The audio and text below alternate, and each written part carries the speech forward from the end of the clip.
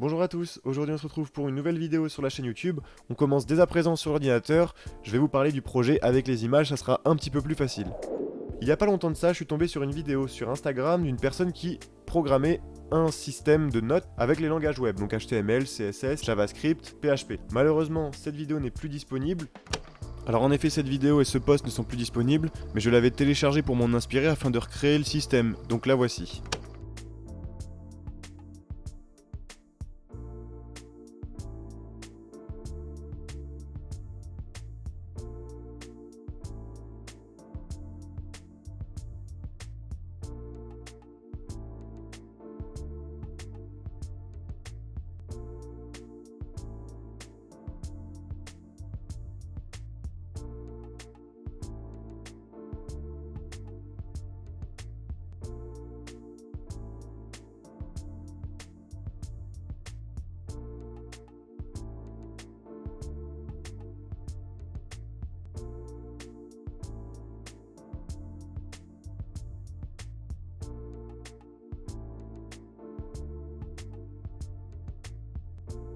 En fait, cette vidéo m'a motivé à créer ce même système. Non seulement le style me plaisait plutôt bien, et puis ça abordait une notion qui est super importante, qu'on n'a pas encore vue dans le web, et qui est le Ajax. Je vais d'abord vous expliquer le projet.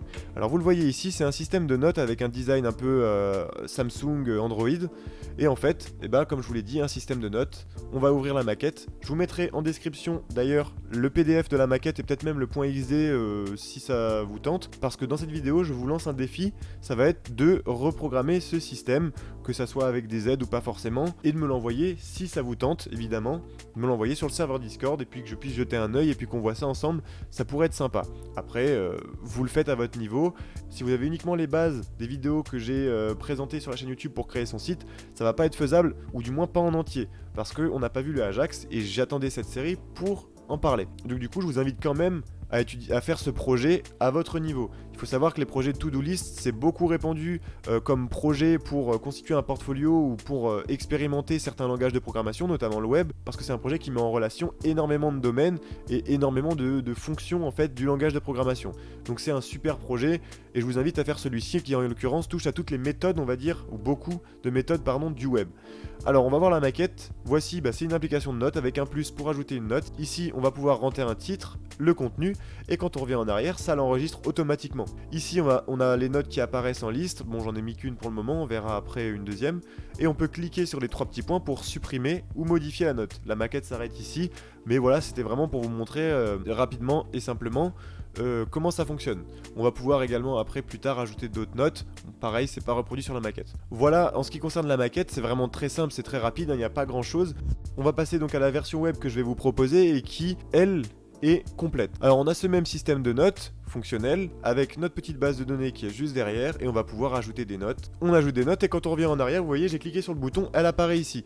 Alors ce n'est pas uniquement du JavaScript, la vidéo, j'y repense, la vidéo que j'avais vue c'était uniquement du JavaScript. Là on va stocker dans une base de données. Effectivement, si on actualise notre base de données, on voit bien que le contenu de la note ainsi que son titre ont été stockés. On voit même qu'il y a la date parce que la date s'affiche juste ici. Normalement, si vous avez uniquement les bases de la série sur la création de site web, il y a un truc qui vous échappe. Effectivement, on voit que le contenu s'est ajouté à la base de données, cependant, il n'y a pas eu de formulaire et il n'y a pas eu d'actualisation du fichier ou même il n'y a pas eu d'action sur un autre fichier. Vous voyez que le fichier ne s'est pas actualisé et pourtant, on a réussi à entrer du contenu dans la base de données. Vous voyez, hop, le fichier ne s'actualise pas. Il y a vraiment juste le fichier et le CSS qui changent. Et pourtant, la base de données se peuple quand même. D'ailleurs, on peut même l'actualiser en faisant supprimer ou même en modifiant un poste juste ici. Et c'est à ce niveau-là qu'intervient le Ajax. Ajax, c'est quoi? Ça va être une méthode pour transférer des données côté client au côté serveur. En fait, un formulaire, ce que ça fait, quand vous mettez une action sur un fichier, en fait, vous cliquez sur Submit, sur le bouton Envoyer, et vous allez sur l'URL. Si c'est en get, les paramètres sont rentrés dans l'URL. Si c'est en post, les paramètres sont dans les data. Bon, là en fait ce qu'on va faire c'est pareil, mais on va donner l'ordre au JavaScript d'exécuter ceci en fait. Si par exemple dans mon localhost j'ai un autre fichier qui s'appelle addNewNote.php et que dans celui-ci on lui dit si tu as un titre et un contenu, tu ajoutes la nouvelle note à la base de données, et si ici on rentre les paramètres dans l'URL, on va pouvoir le faire. Et grossièrement c'est ce que fait le JavaScript. Ici on va regarder.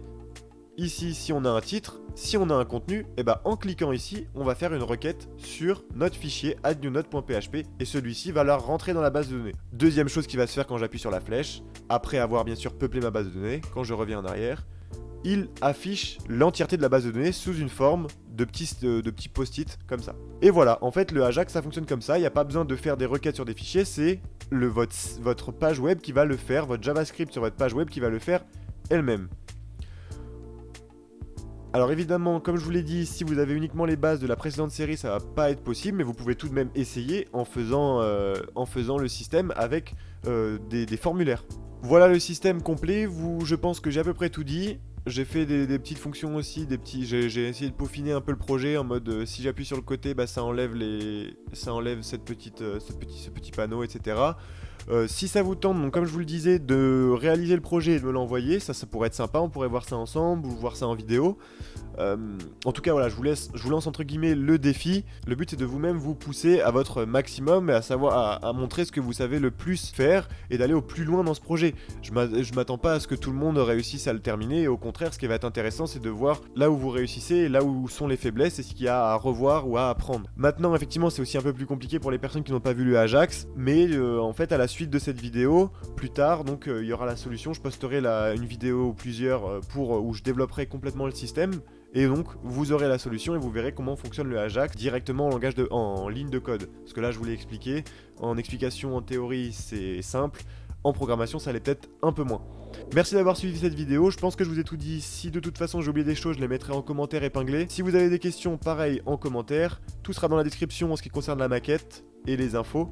Et je pense que c'est la fin de cette vidéo. Merci de l'avoir regardé. N'hésitez pas à vous abonner, à la partager. On se retrouve une prochaine fois pour une autre vidéo. Merci de l'avoir regardé et je vous dis à bientôt. Au revoir.